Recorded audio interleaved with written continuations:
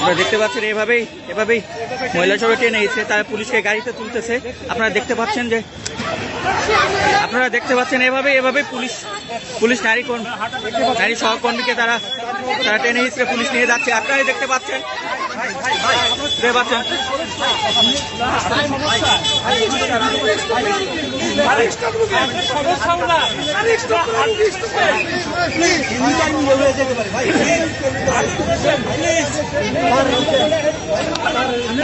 পাচ্ছেন যে মহিলাকে টেনে হিসেবে তারা গাড়িতে তুলতেছে।